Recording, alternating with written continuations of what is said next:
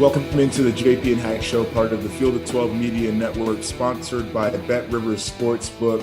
That is Christian Hackenberg, one of the greatest guys that I know. I am merely Joshua Perry, and we've got some Big Ten football to talk about. I think I learned a little bit this weekend.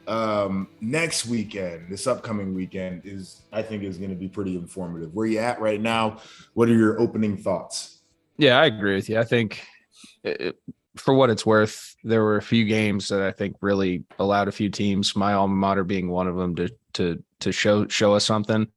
But a lot of these other teams have to really get into the teeth of this Big Ten schedule, I think, to figure out exactly what they are.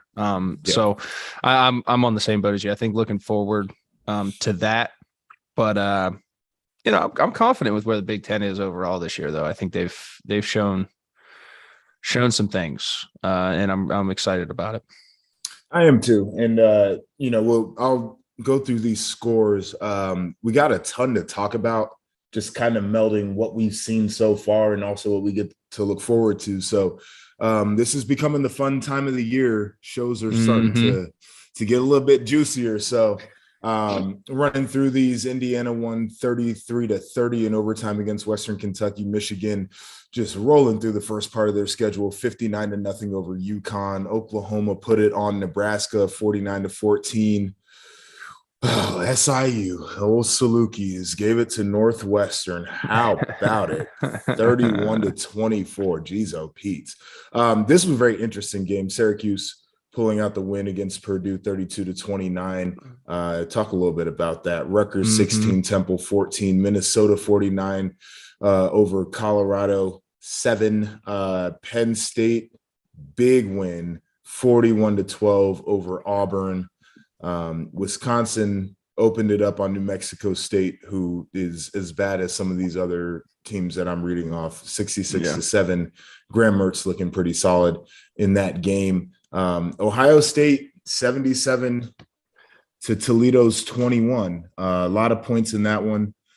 Maryland 34, SMU 27. That was a good win for Maryland. Washington beat Michigan State, and we had kind of talked about the ways that game could go. It's a very interesting one. I want to ask you some questions about.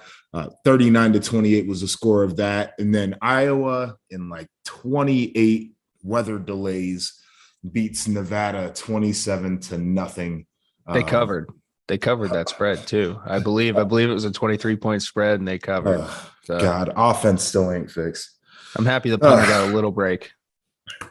Iced out in the leg, kid. Well, tell you what. we got their game against Rutgers in here, and we'll talk about the punters in that one. That's going to be the biggest storyline coming out of that game.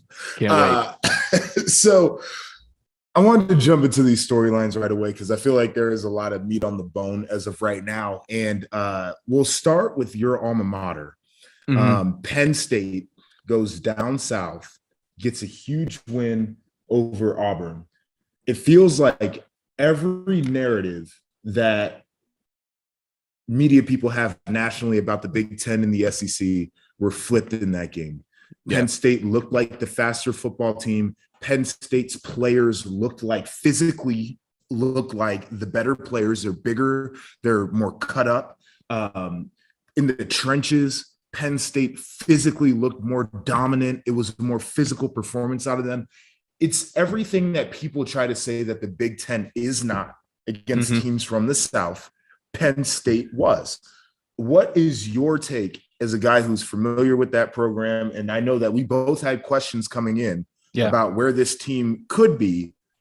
We knew what the personnel was and what type of step they could take. We knew what coaching changes have gone on in the past and went on this offseason. What were your biggest takeaways from that game? Yeah, I think I'll start with the big picture that, everyone's talking about how Auburn was down. Yeah, Auburn's not a very good football team, comparatively speaking to what they were, but still, when you go down there, they play in a very competitive league. It's hard to win in their stadium. All that aside, this is a massive win, no matter how you cut the cake, for all the reasons that you said. And then to kind of piggyback off that into what I saw, I talked about it. I've been really, really hard on Penn State's offensive line and their identity. The inability to run the football last year killed them, although they got up to the top 5 ranking at one point in time. Again, very, very gimmicky. And I think that forced Sean Clifford into some really tough situations over and over and over again. And there's something to be said about just really good, solid quarterback play. And that's what Sean Clifford is. And it's hard because everyone wants the CJ Stroud or the Bryce Young, or they want the flashy next, just loaded with talent type of player at that position. But Clifford has been very, very consistent. And I say it over and over again. He's never going to put you in bad situations. He's going to be there consistent. He's proven that he can win games with plays, but he's not going to do it by himself, Superman style, like some of these other guys can do. And their ability to run the football against an Auburn team who is supposed to be fast, physical, all those things that you're talking about, the ability for them to line it up old school under center, turn around and hand it off to Nick Singleton and rip off some big, big physical plays. And it wasn't just the O-line. The tight ends are a very strong physical group. That's a really good group. Bretton Strange, he opened up a couple of those on those powers to the single, like unbound, like tight end side there that Nick ended up ripping off. So whether it's a combination of Nick Singleton being a freak, which he is, and the offensive line getting better, no matter whatever that adds up to that equation, net result is they can run the football this year. And that puts Sean Clifford in a much better situation than he was in last year.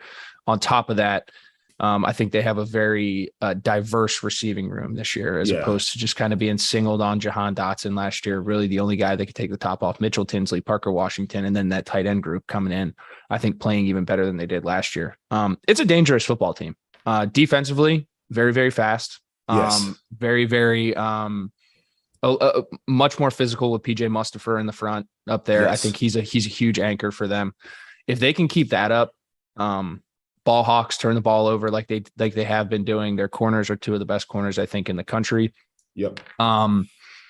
This team is shaping up. It hasn't been this whole preseason hype buildup, but this team has played their way into it by going in and beating Purdue and then coming out and stomping on Ohio like they were supposed to, and then going down and really putting a stamp on their growth and development down at Auburn. And, they got 2 weeks now, 3 weeks with a bye week before they really find out who they are. I think they have a run of Michigan, Minnesota, and Ohio State.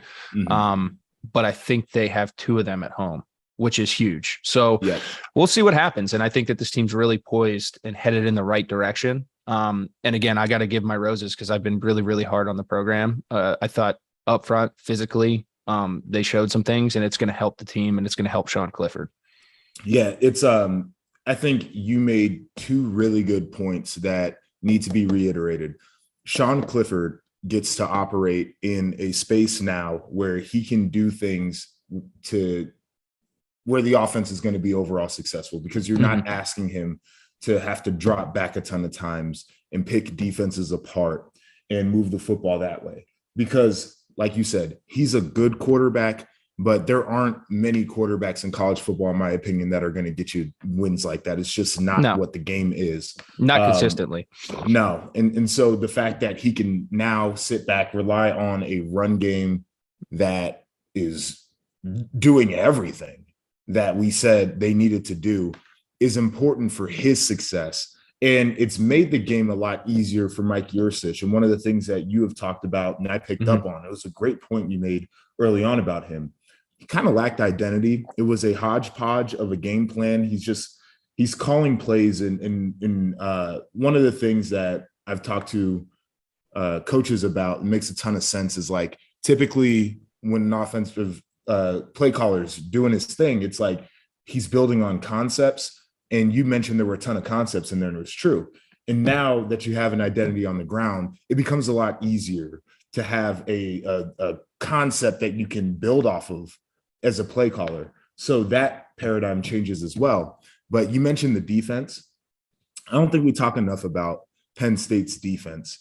And for me, the personnel is always what stood out, because you've got guys in the secondary that are long and can run and that are physical players, and that makes a difference. And that's, I think, the biggest difference between what we see from the Big Ten and what we see from teams down south typically is like you can go down south and you can just find those guys.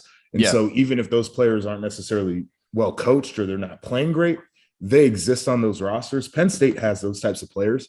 And Manny Diaz has done a really good job up to this point of getting those guys to play a really fast, physical brand of defense. This team, to me, is taking that step. I think we can now start putting them in that conversation of a real contender in the East based off of what we've seen through these first few weeks of the season. So that's something we'll be both tracking. I'm really excited for it. Like the Big Ten East is a ton of fun when Penn State's a real contender and Michigan's got that thing rolling now. And Ohio State looks like, they're making strides on the defensive side of the ball. Like this is going to be fun. It's to me, this team's very similar to Michigan from last year. If they can continue to run the football the way that they have, it's very similar. And to your point, like foundationally building an offense, Yurcich can scheme up all kinds of play actions. He's proven it, but he's done it like unbalanced, funky ways. If you can run the football, man, like that is the start that's the genesis, the beginning of the supply chain for anything that you're going to bring into the call sheet for that week, because you can dress it up with motions. You can dress it up formationally. It just presents a lot of issues. And I think that this team can shape up to be a very, very, very similar to the Michigan team from last year. Yeah, it just neutralizes defense because now you got to hold for a beat and make sure that you're actually reading. Is it going to be run pass? The run game can hit you on the inside and the outside too. So, you can get guys on the move and the play action becomes way more effective instead of having to go, like you said, to some of the real concepts that try to attack scheme. You can just let the players go out there and be players. Correct. Really fascinating stuff. Flip it over to another team in the East, Michigan State. I mean, we talked about what the potential issues could be for that team heading out west, and it basically popped up. Their run game was miserable. And I just did the film study because I've got them in Minnesota this upcoming week, and they got dominated on both lines of scrimmage, in my opinion. They couldn't get a pass rush defensively, which was, Michael Penix Jr. was standing back there just throwing Picking dimes apart. He was, and good for that kid, by the way. Good for that kid. And I will say too, like scheme wise, Washington offensively and defensively were light years ahead of what Michigan State did. I thought their defensive game plan was aggressive. It was fast. It was physical. It put Michigan State in some bad situations. And then Michigan State defensively, they try to go out there. They're playing single high. They're getting burned in man-to-man. Mel's doing his hot blitzes. And I love hot blitzes. We used to play them at Ohio State, 6-man go, but we played 2 under 3 deep behind it instead of just playing man-to-man. And it just gives a different picture for the quarterback, and you got all the pressure coming. But if you can't get home, those guys were getting torched. And then Mel's like, screw it, we're getting burned. So in the second half, they're playing a lot of cover 2, and they're still getting torched. And I'm like, what the hell is going on? So it was bad all around. But the biggest thing that stands out to me, they couldn't run the football, and we know what Kenneth Walker did last year. So that's awful. But flip it over to the defense. We had the question about what their pass defense was going to be able to do against an offense that could throw the ball effectively, and they look as bad as they were a year ago. Can this issue be fixed? Yeah, and that's the thing is, can it? Yeah, but will it? Historically speaking, probably not right now. You know what I mean? I think that there's just I don't know if it's a lack of discipline at times. I don't really want to call anybody out. Lack of coaching the scheme, understanding like holistically what they need to do. Yeah. And I think you know better than anybody. And I'm just talking from my observations. Like a lot of defenses, especially defenses that are complex and usually like to go and get it and aren't just very basic. Here's what you're going to get. Here's quarters. We're going to play quarter super sound, bend, don't break the whole way down the field. When you have defenses that like to throw different exotics in there and blitzes and getting people not necessarily gap sound all the time, not necessarily structurally sound from a secondary standpoint, you put yourself in situations to get beat, and you have to have the players to make up for that. And they have to have that really in-depth understanding of where their vulnerabilities are and how they can hide that from an experienced quarterback with guys who can run on the outside. You just put yourself in a catch-22. I think you have to be a very disciplined, well-coached team. And I'm not saying that Mel Tucker isn't a disciplinarian and a very good football coach, because I think he is, but I think the personnel has to match up with that. Right. Yeah. And I think they kind of lack that. And I mean, I know the score ended up being 20, 28, 39, whatever, 11-point game, but it was not that close. Yeah. I mean, it wasn't even close. I watched that, and Washington came out, and to your point, I think they played faster. Michigan State kind of looked deer in the headlight-ish at times. They did. And Peyton Thorne was in some really, really shitty down and distance situations all night. He got shellacked the whole night, and I'm sure he's really sore still to this day, because I've been there, brother. So ice up. But I still think they're a good football team. I think their preseason rankings and all of that didn't really marry up with big picture. Watching them in the preseason, it was a much more to do with what they did last year than who they were and who they showed they were throughout spring, throughout training camp. So, that's one of those situations where you get someone up in a ranking kind of unfairly, and then they run into something and everyone's like, oh, what happened to Michigan State? Well, I think they showed who they are. That's who, if you were paying attention and watching and listening, and I know I talked to you a little bit about this, throughout the offseason, that's who they are. They're going to be a good football team, could present some problems if they get a hot hand here and there, but they don't have the dominant player they had last year. And I think that's a big missing piece. It is. And it's going to be tough, especially if they can't get a ground game going for their offense, because I think Peyton Thorne hasn't really taken that next step at quarterback either. Even in the last couple games beforehand, where he wasn't under so much duress, felt like he was trying to force the football a little bit. Completion percentage wasn't where you want it to be for a veteran experienced quarterback. So that run game is going to be imperative for them. It's like the Sean Clifford thing we just talked about. Give the guy a chance to get into an offense that he can manage and he can run well. But I just keep going back to this defense, man. And it's like, I think the personnel is okay. It's not great. So for Mel and the way that he wants to run things, it's hard to be aggressive when your guys can get exposed, and especially if you're not getting home. We talked about Jacoby Windman as a guy who was leading the nation in sacks, TFLs, and forced fumbles, and he didn't do any of that against Washington. It puts you in a really tough spot. But also, I think the most difficult thing too is you saw that I mentioned that philosophical change from let's play singled up to let's play a little bit of a softer coverage. If you're going to be that team, then you got to make a decision. And I know Mel is I'm going to talk to him this week, and I'm curious to hear what he has to say. He coaches the corners, and in his press conference, he said that what they put on tape is bad, and he takes that personally. And right now, he's a horseshit coach. And so, what does he think he needs to do to not be a horseshit coach and to make those guys better in the back end? That'll be a very unique conversation. But you got anything? No, I think that's perfect. I think we hit that, covered that. But kind of overarching now, looking at the East, 20-1, Michigan State's the only loss so far. That includes Maryland, Indiana, and Rutgers. Just overarching thoughts on the start for the Big Ten East so far. Yeah, I mean, I think that's really promising. I kept going back to this. We talked about this last year. I think this Rutgers team with Schiano, another really good football coach. This whole division's loaded with good football coaches. There are a lot of really good ball coaches. X's and O's, understand how to put guys in good situations. 100%. And I think that's a testament to it. And then, obviously the big picture landscape of college football changing with NIL, transfer portal. These guys have to do some things differently than they have in the past. I think programs like Rutgers need to start relying on the transfer portal much more. Less time in the high school recruiting world. Have your 10%, home guys that you really think you got a shot at, but then really start building relationships with guys who are going to go somewhere else, probably not play, and want to get on the football field. You get them over to your program. I think that's a way that they can build.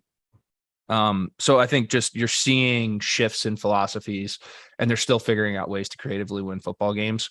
And I think that's only going to continue to happen. And as they start building rosters and depth and identity, this East is going to be, as I said, I think this is one of the best, if not the best divisions in college football, competing with the SEC's East and West, and, depending on who's hot and who's not, you know what I mean? Totally with you.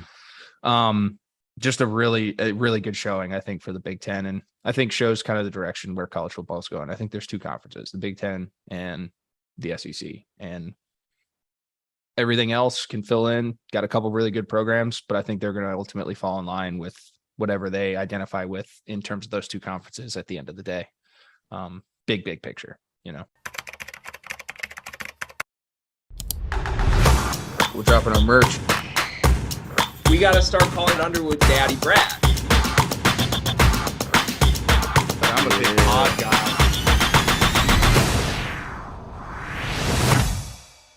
Breaking news. The Field of 68 has an online store, and it's your one-stop shop for the latest and greatest merch in college basketball and college football. You can find shirts to support your favorite team, make fun of your rival team, or boast Field of 68 catchphrases like Daddy Brad, Cussin' and Discussin', and the Star Heels. Go to www.fieldof68.shop today and enter promo code TOUCHDOWN for 20% off at checkout. Totally with you. And I think for Maryland, Indiana, and Rutgers, they needed to get off to this type of start to really feel like they had a chance to make a bowl game, make a little bit of a run. So I'm certainly looking forward to seeing how these guys finish up. And I love the point that you made about really good coaches in the East. I've spent time with these guys and watched them practice and everything now. And I totally agree with you. Some of these programs, they could not have had a better guy for where they're at, just in terms of building things and instilling the discipline and trying to find creative ways to make sure that their guys don't get exposed, which is what you have to do at some of these programs. Like, they've done a really good job of that, and I give them a ton of credit. Now, you mentioned the recruiting thing, and I just wanted to do a little aside on that. Mm-hmm. What these programs are starting to do now is they have their recruiting boards, and of course they rank their guys and who they want to go after, the guys that they think are a take right away and the guys that maybe they're waiting on. And they go through that, but then they have a separate recruiting board of guys that they have recruited out of high school that they're going to monitor and evaluate in the portal. So it's a very unique space that they're in right now, to basically where they have two recruiting models, is like guys that we were going after and we know we can get right out of high school, and then guys that we don't know if we can get right now, but we're going to make sure that we watch them, because if we think that they don't work at where they're at, they're going to be a fit here. And so everybody's on that next step right now. And I think it's really smart planning. It's what you have to do. But these coaches also have a plan for that. So, the East, I'm totally with you too. Like, the SEC gets a ton of credit. It's a very talented conference. You can tell that from the guys that are in the NFL and the guys that get drafted every year. Just the way that some of those teams that you feel like they can compete if they get an out of conference matchup. But I feel the same way about these teams in the Big Ten East. Like, put Ohio State, Penn State, Michigan State, Michigan up against anybody, they're going to do it. Get like-kind competition for the Marylands, the Indianas, and the Rutgers of the world, and they're going to get the wins. And we've seen that up to this point. It's very promising. Flip it over to the West, not so much the case, but one guy I wanted to talk about is Jeff Brohm at Purdue. Super high on Purdue coming in. I thought that this was a team that could make some real noise. I was certain that they could get off to a 3-0 start, getting Penn State in the first game. You didn't know what either one of those teams were going to be, so you felt like that was an opportunity for them to potentially steal one from a really good football team. And then looking at the rest of their out of conference, like, they had the bounce back game in game 2, and then you felt like Syracuse. Dino Babers for the longest is on the hot seat, and you feel like right now his job is feeling a lot more secure.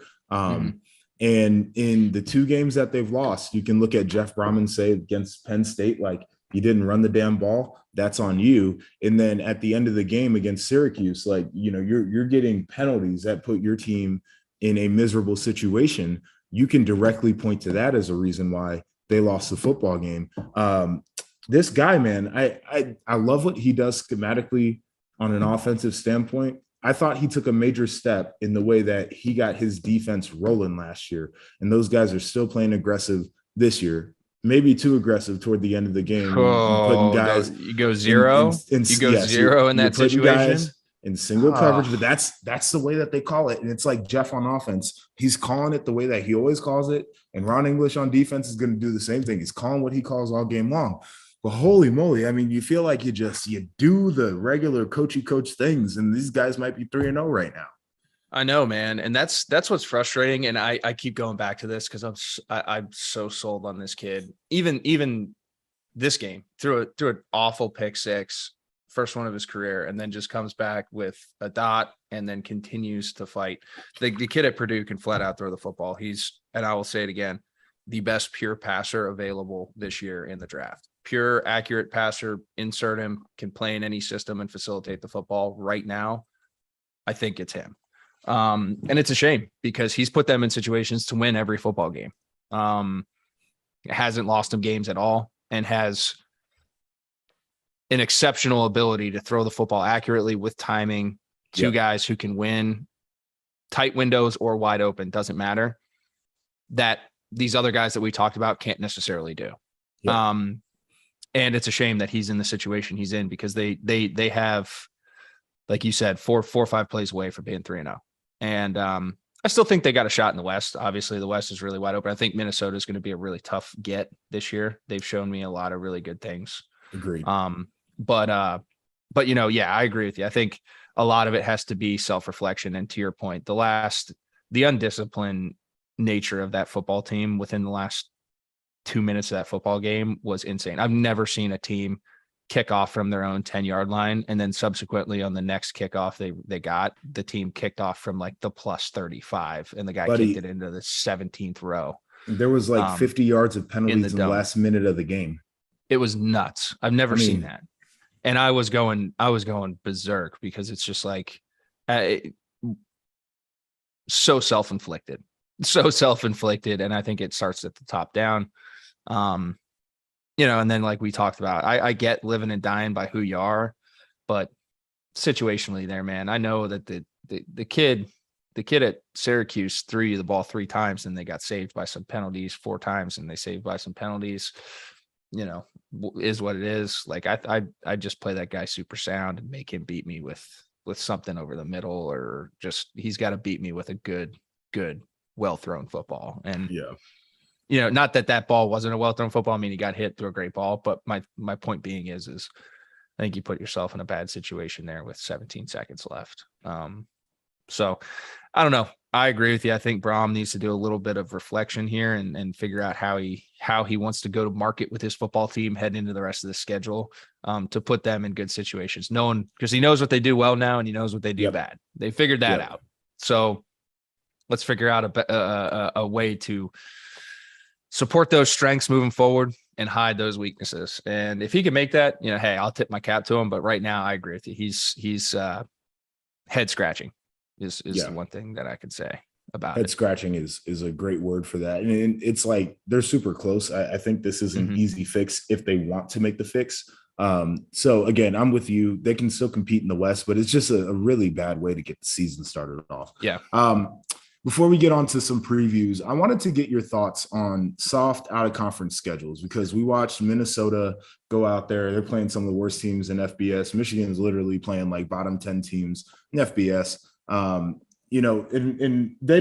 the players don't control who lines up against them and how good those guys are. And these coaches didn't set these schedules. These schedules are set so far out in advance. Like, you play a Colorado State or a Colorado, if you're either one of those teams, and you're anticipating that they're going to at least be an average football team.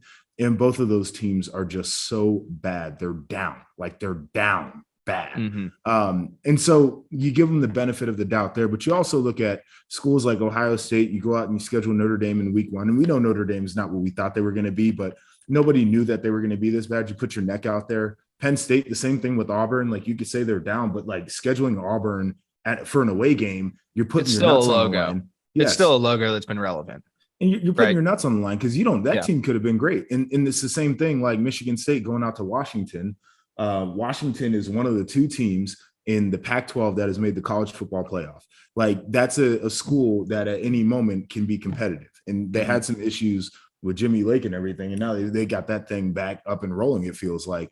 Where are you at with the scheduling philosophies for some of these schools where they just kind of, they got some bad teams out there, and then some of these other schools decide that we're going to schedule some guys that we know can challenge us.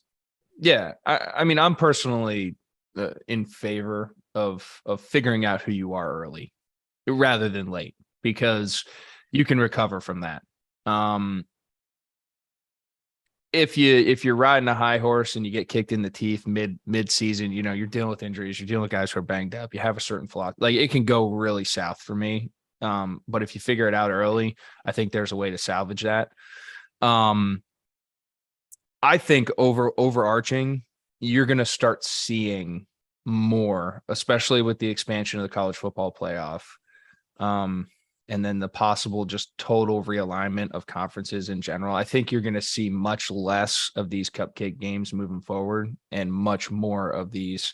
Let's go out and schedule somebody, another big brand, another logo that's been relevant in college football consistently. Let's go do this, because at the end of the day, it's going to help us if we want to get that second bid in our conference, if the conferences stay, or division, however you want to cut it up. I think teams are going to realize that that's going to become important, and not teams. Athletic departments are going to realize that that's going to become more important. It's going to be more money, TV revenue, viewers, the whole nine. I think it's going to bring a lot more stimulus to the entire thing, to the entire engine and of college football and business of college football. So I think that there's going to be a shift towards that. I'm in favor of that. But to your point too, you know, you can't blame these kids. And when you look at a Michigan team, like they're going out and handling business. And you heard Blake talk about it. Like they're still going out and handling business. So they're a good football team.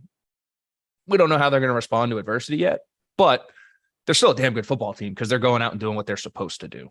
And there's something to be said about that too, because you've played on really good football teams. I've played on some good football teams, and we go out there and, you know, we're kind of like, dude, how are we letting these guys hang with us right now? You know what I mean? There's a little bit of like lag that goes in there. If you go in there and handle business, that's a very disciplined team. You can't, in that locker room, discipline as discipline comes, and that's going to help them moving forward. So, I think there's pros and cons to each, but I think you really got to go out and test yourself. Yeah, I'm totally with you. Like, would I love to see some of these marquee matchups? Absolutely. The flip side of it is, if you're not going to do that, then you need to do what Michigan and Minnesota have done with their schedule, and that is go out there and dominate the way that everybody says that they're supposed to dominate. I mean, statistically, these are two of the best teams in the nation. I think they're going to be two really good teams throughout the season too. I don't think the stats are a lie. I also think it's easy to go out there and get to that point with the schedules that they had in front of them. But it's this thing that I talk about. I don't learn very much about these teams in those types of games. I can do some confirming of things that I had thought. I can get confirmation. I can't get new information that teaches me a lot about what they are and what they're going to be moving forward. But I also see some teams send a message and some teams don't. It's that idea that you talked about where, you know, some teams have scuffled against competition that they're supposed to beat. It's supposed to be a layup, and the game is ugly or the game is tight, or they even lose the game. We've seen some of that going on in college football, and these guys haven't. So the message that they send is that they are a talented team and they are a disciplined team. I'll take my alma mater, for example. I said 77 points was a message from Ryan Day, and people are like, dude, they're playing a JV team. It's Toledo. And I said, yeah, who scored 77 points in college football this year? You tell me that, because CJ Stroud played like 2 series in the second half, and they got a walk-on running back who's breaking like 15 tackles to score a touchdown. Like, the message for Ohio State is we're a deep team. We're a team that's going to put up a ton of points on offense. We can scheme you, but we can also pick you apart too, just doing our base stuff. And our defense is going to play really well in the second half, which they've done in 3 games. For Michigan, it's like, we got this young quarterback who's going to make you have to defend the field in different ways. We've got a run game that's going to be stout, and our defense is young, but they're going to play very disciplined. And for Minnesota, we're going to own you in the trenches. Our defense is going to give you a bunch of different looks. And Tanner Morgan's actually figured this thing out in this RPO system too. Like, those are all messages that are sent. Whether we learn a ton about these teams, I don't know, but like, it's a big deal to go out there and handle business the way you're supposed to, because a lot of teams don't. 100%. I saw that little exchange you had. Like, dude, like 77 points. Ohio State fans, this isn't high school football, man. Like, bro, at the end of Ohio the day, State fans be wearing me out with that stuff, because there's like I think this century, there have been 5 performances of 75 or more, and they're all Ohio State. And Yeah. so like this fan base is just used to being able to go out against a team and do that. And I don't think they understand how uncommon it is to score that many. That's a big freaking number. Yeah. It's 10 touchdowns. Like, it's a big 10 number. or more touchdowns. Like, come on, guys.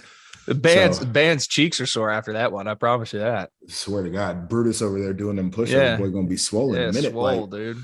Come on now. All right, let's get a weekend preview. We got some good games going on, getting into some conference play for a majority of the teams here. Started off with the big noon Fox game.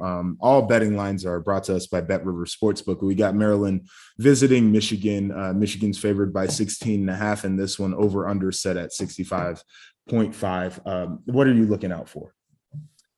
Yeah, I think Maryland has some firepower, but again, I think I go back to some of the stuff we talked about them, defensively. I think they're good, not great. So they're going to have to win a shootout here. First real test, if you want to call it that, for Michigan. So we'll see. But I think they can definitely present some issues for Michigan defensively in terms of their offensive schemes. And if Talia comes out and takes care of the football and keeps doing what he's been doing, can present some issues. But ultimately, I look for this Michigan team to keep doing what they've been doing, be disciplined, stay to what they know how to do. And I think they win this one. Yeah, I think the trenches will be my biggest thing here. I think that's where Maryland has to take the biggest step if they're going to be a real competitor in the East, and they've gotten better there. I don't think they're quite there yet. And then you mentioned Talia, and this guy has been extremely accurate. I think he's got like the 3rd highest completion percentage in college football as of right now. So taking care of the football is going to be big for him, because we've seen in these games, sometimes he feels like he's got to do more than what the scheme asks him to do. But I need to see that guy use his legs too.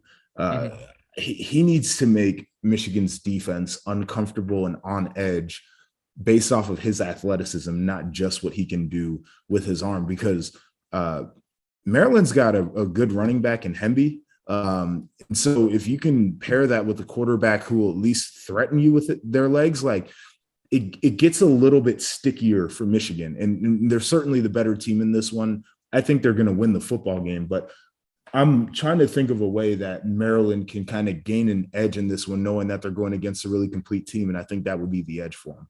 Yeah, move the spot, creative boots, half rolls, things like that. Move his launch point. Don't make him beat him from the pocket. He can do it, but like you said, he's proven when he has to do that consistently. It's kind of been hit or miss. Move his spot, get him on the edge, rely on the run game. You get, as an offensive coordinator, you got to figure out ways to put him in situations where that secondary attribute of his legs being able to be an actual legitimate threat needs to be presented to him in a very, very clear fashion in the play call. And if you do that, I think you can definitely create a little bit of an edge and something that the Michigan Wolverines have to prepare for. Next game up on the list, we got Minnesota visiting Michigan State. Minnesota is favored by 3 points on the road. Over under for this one is 51. So this is a game that I'm calling this weekend. For Minnesota, again, like easy schedule early on.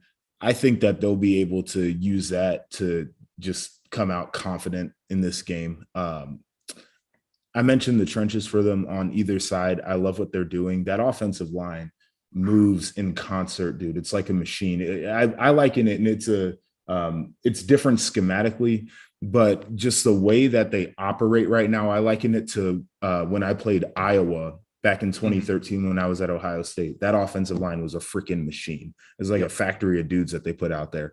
Minnesota's got a little bit of that going on just in terms of the way that those guys work together, which is huge.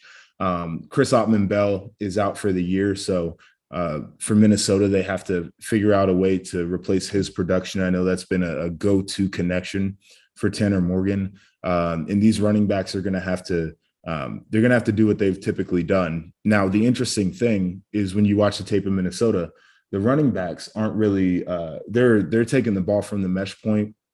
They're running unabated basically to the second and third level of the defense before they get contact. And I think they might have to be ready to run through a little bit more contact earlier in the down. And if I'm Michigan State, that's going to be the number one thing I'm trying to do, is make sure that those running backs aren't getting up on our linebackers and our secondary without being hit. But for Michigan State, everything has got to be better. You have to establish a run early on in that game. And defensively, I don't know if this is the one to get aggressive. PJ's going to take his shots on some downfield throws and some play actions, but this ain't a quarterback who's going to be holding the ball for a really long time. So you're probably better off playing some coverage, and you got to get physical at the line of scrimmage to disrupt the timing, because the RPO is really imperative with timing up some of those looks. Your linebackers have to be disciplined. I know they're going to want to get downhill, but you have to be disciplined so those windows aren't so big. This is going to be a big challenge for them based off of what we saw a week ago for Michigan State defensively. Well, that's a double-edged sword that Michigan State kind of has to toe, right? They can't. Do you load the box and try to make Minnesota one-dimensional, or do you play coverage and really rely on your front 6 or 7 to be able to slow down Mo Ibrahim, right? And I think that's the advantage Minnesota has to play on. Personnel wise, different personnel packages, however you want to do it. But creating favorable leverage and matchups and numbers formationally through motions and getting Mo the football and get him going early. If they get him going early, I think that Minnesota can really put Michigan State in a tough situation all day. They can. Moving on to this next one, you got Iowa visiting Rutgers. Iowa's favored by 7.5 in this game. The over-under is 35.5. A lot of punts to be seen in this game. And listen, Iowa on offense has been putrid, but Rutgers won a football game without scoring an offensive touchdown against Temple. Their offense has some real issues too. And as I look at this, I actually love what Rutgers does defensively. I think it's a very good defensive unit. And you say the same thing about Iowa. I love what they do defensively. I think it's a great defensive unit. Iowa rushes for 92 yards a game. And Rutgers has the best rush defense in the conference, I think, up to this point. Maybe second best, something like that. This is going to be a nasty football game, and I'm kind of a sicko because I can't wait to watch it. Oh, I'm with you. I am with you, dude. Well, because I think to your point though, I think Iowa racked up a lot of their rush yards last week, because I think prior to that they were averaging a yard and a quarter per carry or something like that, which is weird. And when you look at the teams that they played, they weren't world beaters. So they had 162 last week. In the previous 2 weeks, they had 58 and 57. Yeah. So they doubled their total yards. So I don't know, man. If someone, I think it's going to come down to one of those freaky weird plays, right? Either it's a defensive touchdown or a special teams, something in the special teams is going to ultimately decide this football game. But I'm with you, man. I'm excited to watch it. Mainly because I'm kind of there's a part of me that wants Rutgers to get this win and just kind of put the stamp on Iowa just being not what everyone thinks they could or might or should or whatever be. Yeah. And I think it'd be good for Rutgers. I think it'd be a good program win for Rutgers. Yeah, I think this game, the outcome says a lot about either team, especially if Rutgers wins and Iowa loses a game. Rutgers has given up 97 total yards on the ground this season. So, yeah, it's going to be tough to get started. You start going through some of the stats here, Iowa, they're at the bottom of basically every statistic for offense, but 125 pass yards a game, 92 yards on the ground. And it was really the last game that did it for them, just kind of getting back on track with some things, dude. It's wild. I'm about to look at some of these just to give you the game log here, but they threw for $175 against Nevada after throwing for 92 and 109 in their first 2 games. But you can go over to Rutgers and you can find some similar nasty offensive stats. They've run the ball decently well against the competition that's been out there. I mean, you look at what they did in the first week, that was really impressive to me. Passing the ball has been a challenge for them. 59 total passing yards against Temple. 3.5 yards per attempt is a woof number. Putrid. Oh God, dude. But like, I can't wait to watch it though. I'm sick, disgusted. And then defensive the night, guy. Yeah, he's a big defensive guy. The nightcap for us is Wisconsin visiting Ohio State. Ohio State's favored by 18.5, over under set at 57. Listen, I called Wisconsin this past week. They got back on track. New Mexico State is god awful, but I like what Graham Mertz did. I thought they schemed up some shots for him. There were a couple of sail routes that he missed early that were wide open, but outside of that, he was extremely accurate throughout the day. Took chances down the football field. He looked like he had a pretty solid command, got comfortable. He had an interception. It was a tip ball, but I thought the window he was trying to throw into was a bad window anyway, because you could see the defensive back undercutting the route. And then once it got tipped, it sailed just a little bit. So not fully on him, but not sure I would have gone there with the ball in the first place. If I'm nitpicking, defensively, Wisconsin, I really like this football team. I think their biggest challenge is they're young at inside linebacker. So I don't know how much of their defense they feel like they've installed up to this point and what they can roll out against Ohio State, but their fronts are going to be multiple. Their secondary is going to play with discipline. They have to, against the talent that Ohio State has in the back end. For this Ohio State team, I think this is a good test just in terms of what offense they'll be seeing. I think Ohio State's defense has gotten better. Their second half defense has really stood out to me, their ability to make adjustments. But this thing is still cutting guys loose, and you've seen some big plays. You got to get comfortable with that with an aggressive defense. I hate seeing it. So this will be a very unique matchup to me. Ohio State certainly feels like the firepower is just ridiculous at this point, but that defense for Wisconsin is going to give them plenty of resistance. Yeah, I think this is a situation where Wisconsin and Graham Mertz have to play perfect. Yes. He has to play perfect for them to have a chance. And I think consequently on the other side of the ball, it's just, I've seen this before with you guys.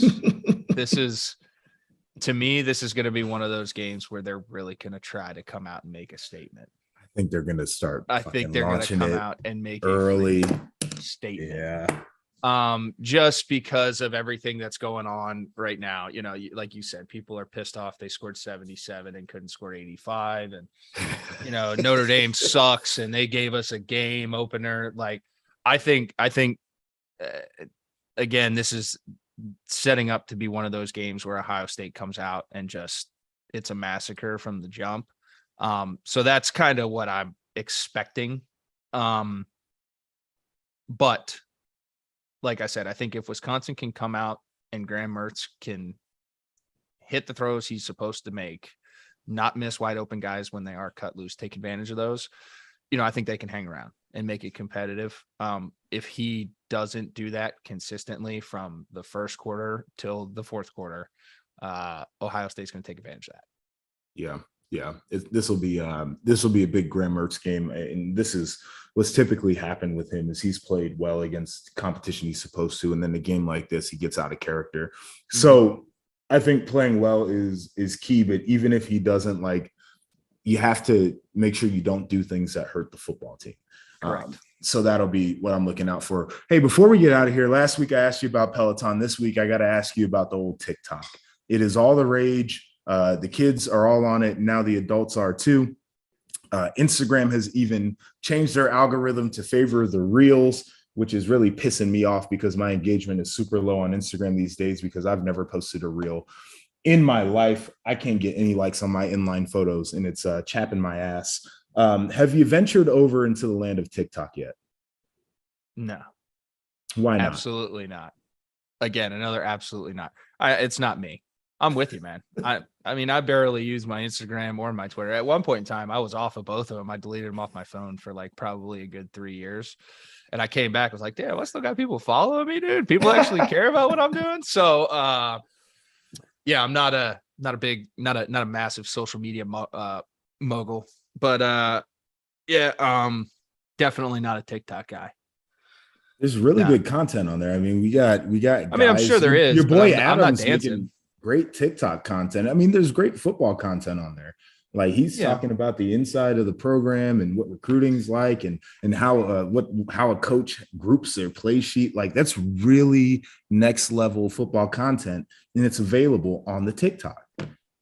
Yeah, I mean, I guess I get it. I understand, and I get what Adam's trying to do. I mean, this guy, you got to understand Adam Brenneman too, though, a little bit. I mean, he ran a campaign for a politician fresh out of college, in between his retirement and his comeback at UMass. So like the guy's kind of he's a connoisseur, a Picasso of sorts, a very diverse individual. So when he goes on to TikTok, I would expect nothing less than some crazy stuff that the people want to hear. But I don't really find myself as that type of guy. I like this podcast. I like talking football with Joshua Perry more than I do necessarily getting on the old TikTok and seeing what's going on. Old TikTok. I think we ought to make a transition. We ought to cut some clips that are ready to air on TikTok. I'm getting ready to do a day in the life TikTok because this is where I'm at. Content is king, engagement is key in this space, and a lot of these companies now, they want the talent, but they also say, what's your following like? And if I can't show them the engagement, then I put myself at a disadvantage. So I have to change now what I'm doing because all the kids want to watch is freaking reels, and I've never made one in my life. So maybe I'll ride your coattail. Maybe I'll ride your coattail. You're more than welcome to. What's going on? You're more than welcome to. Maybe we can venture into this pool together. Be a nice partnership. Yeah, absolutely. I'm with it. Talk to your guy Jake Butt because he's getting this social media thing figured out as well. That guy, he understands engagement. Mm-hmm. Yeah. All right. Let me end this right here. This is the JP and Hack Show, part of the Field of 12 Media Network, sponsored by Bet Rivers. Had a lot of fun today. A lot of great games coming up this weekend, so make sure you stay tuned, and we'll have our thoughts ready to go next week. But on behalf of my guy, Christian Hackenberg, who is not going to get on the old tic-tac, I am merely Josh.